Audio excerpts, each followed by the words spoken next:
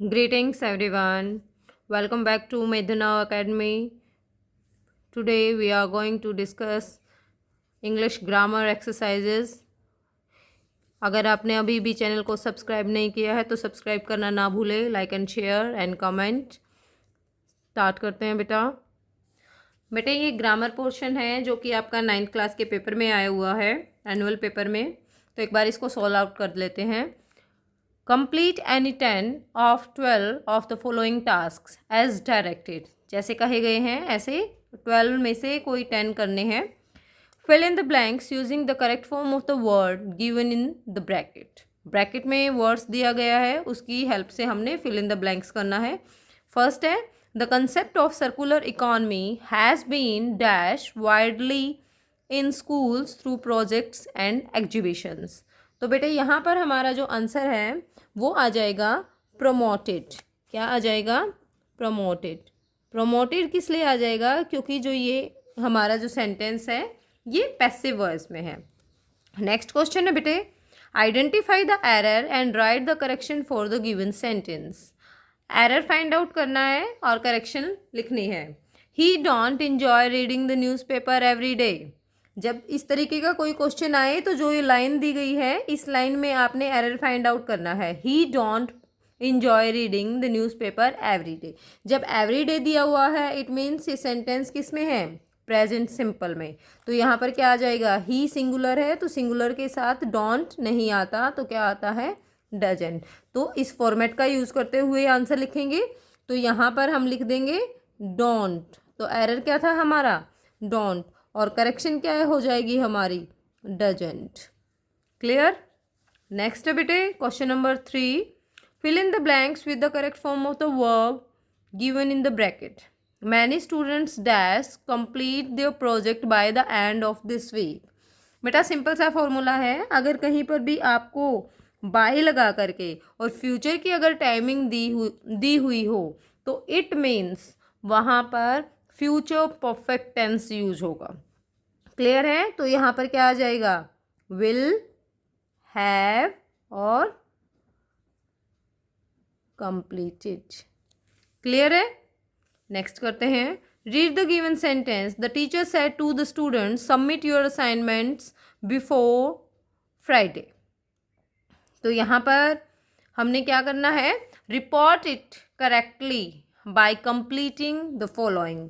नीचे सेंटेंस दिया गया है, इस सेंटेंस को कंप्लीट करते हुए हमने रिपोर्ट करना है. जहाँ पर आपको रिपोर्ट वर्ड मिल जाता है आपने कुछ नहीं सोचना, बस उसको किस में? नरेशन में कन्वर्ट करना है. ठीक है? डायरेक्ट स्पीच को इनडायरेक्ट स्पीच में कन्वर्ट करना है. तो करते हैं. ये the teacher instructed the students. तो कन्वर्ट कहाँ से करना है? इस सेंटेंस को. The teacher said to the students, इसको तो इसने कर दिया यहाँ पे इंस्ट्रक्टेड.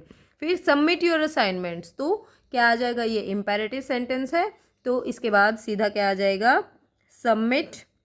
फिर नेक्स्ट का है योर. योर कौन सा पर्सन है? Second person. Second person change according to object. तो ऑब्जेक्ट में स्टूडेंट्स हैं ज़्यादा है तो आ जाएगा दियर. फिर आ जाएगा असाइनमेंट्स बिफोर फ्राइडे. क्लियर है? और लास्ट में फुल स्टॉप आएगा. ठीक है? और ये जो कोमाज इन्वर्टेड कोमाज थे वो हट जाएंगे क्योंकि यहाँ पर जो हमारा ज्वाइनिंग वर्ड रहेगा वो टू रहेगा. नेक्स्ट क्वेश्चन है choose the correct option to complete the sentence. कुछ ऑप्शंस दिए गए हैं. ठीक है? और सेंटेंस को कंप्लीट करना है उनकी हेल्प से. They were talking about an idea dash could help reduce plastic waste. They were talking about an idea. तो आइडिया से रिलेट करता हुआ यहाँ कोई वर्ड मिलेगा. Could help reduce plastic waste. चलो देखते हैं ऑप्शंस में क्या है. ऑप्शंस में दिया गया है हु, विच, हुम, वेयर. तो हु तो पर्सन के लिए आता है लेकिन वहाँ आइडिया था तो आइडिया के लिए क्या आ जाएगा? Which. Which is the correct answer क्योंकि हुम का मतलब होता है जो, वेयर का मतलब जहाँ, तो ये नहीं था ऑप्शन. नेक्स्ट देखिए report the following by completing the sentence correctly. Riya said. Report लिखा आएगा बेटा नरेशन के लिए, ये ध्यान रखना है सभी ने. Riya said I have finished my homework. It is very simple. Riya said that I कौन सा पर्सन है, first person change according to subject, तो क्या आ जाएगा, she had change into had finished, और जो माई है वो भी फर्स्ट पर्सन पोजेशन है, तो क्या आ जाएगा, वो भी चेंज अकॉर्डिंग टू सब्जेक्ट, तो क्या आ जाएगा, थर्ड पर्सन पोजेशन। तो शी का पोजेशन क्या होता है, हर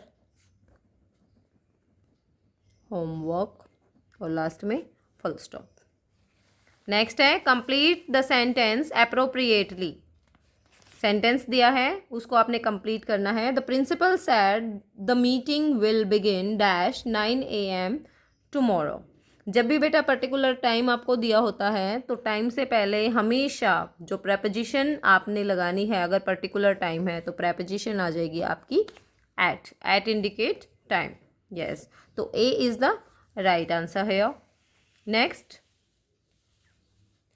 choose the correct option that identifies the error and provide the correction.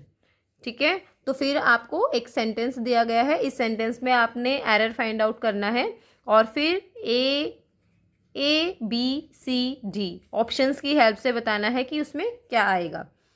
Neither the students NOR the teacher have arrived yet. बहुत बार बताया बेटा, ईदर और नीदर नोर वाले सेंटेंसेस में सब्जेक्ट, ये आपका सब्जेक्ट 1 है और ये आपका सब्जेक्ट 2 है। तो जब भी इस तरीके के सेंटेंस होते हैं तो उसमें क्या फॉलो करता है, सब्जेक्ट 2 मैटर करता है। तो सब्जेक्ट 2 से देखेंगे हम हेल्पिंग वर्ब, तो सब्जेक्ट 2 क्या है हमारा, सिंगुलर।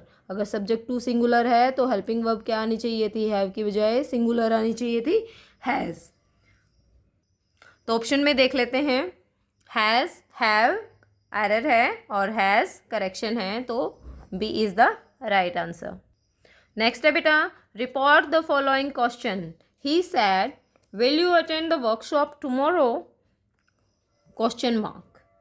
ठीक है, तो जब भी इंट्रोगेटिव सेंटेंसेस को हमने इनडायरेक्ट नरेशन में कन्वर्ट करना होता है तो सबसे पहले ध्यान रखना है कि वो इंट्रोगेटिव नहीं रहेगा, उस लास्ट में जो क्वेश्चन मार्क है आपने उसको हटाना है। ठीक है, तो असर्टिव सेंटेंस बनाना है, तो इसका हो जाएगा सैड। जो सैड है वो हमेशा किस में कन्वर्ट हो जाएगा, आस्क्ड में। ही आस्क्ड, फिर विल यानी कि हेल्पिंग वर्ब से अगर आपका सेंटेंस स्टार्ट है तो उसके लिए हम जॉइनिंग वर्ड लगा देंगे इफ़, और जॉइनिंग वर्ड लगाते ही जो ये कोमास है ये हट जाएंगे, तो आ जाएगा ही आस्क्ड इफ़। अब नेक्स्ट देखो, सब्जेक्ट क्या है, यू कौन सा पर्सन है, second person. Second person change according to object, तो यहाँ ऑब्जेक्ट नहीं है तो इसका मतलब ऑब्जेक्ट में क्या आ जाएगा, आई। यस, इफ़ आई, फिर विल का हो जाएगा would attend the workshop tomorrow change into the next day. Clear है, he asked if I would attend the workshop the next day. Clear है। नेक्स्ट देखो, नेक्स्ट सेंटेंस है, fill in the blank by choosing the correct word. आपने fill in the blanks करना है correct word को choose करते हुए। We enjoyed ourselves during the field trip even though there were dash challenges, तो क्या आ जाएगा, मच और अलॉट ऑफ। तो यहाँ पर आ जाएगा आपका अलॉट ऑफ, क्योंकि जो मच होता है वो किस लिए आता है, वो अनकाउंटेबल नाउन के लिए आता है। ठीक है, तो यहाँ पर अलॉट ऑफ आएगा। Choose the correct option to complete the sentence. Sentence को कंप्लीट करते हुए ऑप्शन चूज करना है। Everyone in the group was delighted because the movie was dash then expected. बहुत ही आसान रूल है बेटा, जब भी आपको कोई भी फिल इन द ब्लैंक्स मिल जाता है और उसके बाद देन आ जाता है तो कंपैरेटिव डिग्री आप यूज करेंगे। तो इन सभी में जो कंपैरेटिव डिग्री है वो सर्च कर लेते हैं। मोर गुड कंपैरेटिव नहीं होती, बेस्टेस्ट कुछ भी नहीं होता, better, better is comparative degree, और जो बेस्ट है वो है सुपरलेटिव डिग्री, तो वो नहीं आएगी। तो यहाँ पर सिंपल सा रूल था कि जब भी आप फिल इन द ब्लैंक्स देखेंगे और उसके बाद देन होगा तो आप कंपैरेटिव डिग्री यूज़ करेंगे। So C is the right answer here. Next, fill in the blanks with the suitable determiner. Dash of the options provided were correct. So the question was discarded. जितने भी options दिए गए थे वो सारे correct थे, इसलिए जो क्वेश्चन है वो डिस्कार्ड कर दिया गया. ठीक है, तो क्या आ जाएगा इसका आंसर? 1, none, 1, each और most. यानी कि इसमें आ जाएगा नन. कोई भी ऑप्शन जो दिए गए थे ऑप्शंस, उनमें से कोई भी करेक्ट नहीं था. ठीक है, so the question was discarded, इसलिए नन यहाँ पर आ जाएगा. आई होप आपको बहुत अच्छे से समझ आ गया होगा और इसी तरीके के टेस्ट के साथ मिलते रहेंगे.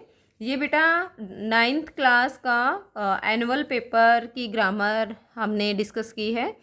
तो ऐसे ही पोर्शन ग्रामर का आपका आता है. तो जिस तरीके से हमने क्लास में भी बहुत बार डिस्कस किया है कि जो फाइनल पेपर्स होता है उसमें नरेशन के कम से कम 4 क्वेश्चंस आते हैं. एरर करेक्शन है वो भी 4 के करीब आते हैं. इसके अलावा बाकी के जो 4 क्वेश्चंस हैं वे आएंगे आपके फिल इन द ब्लैंक्स में. पार्ट्स ऑफ स्पीच को फिल करना आता है. ठीक है, have a nice day, take care.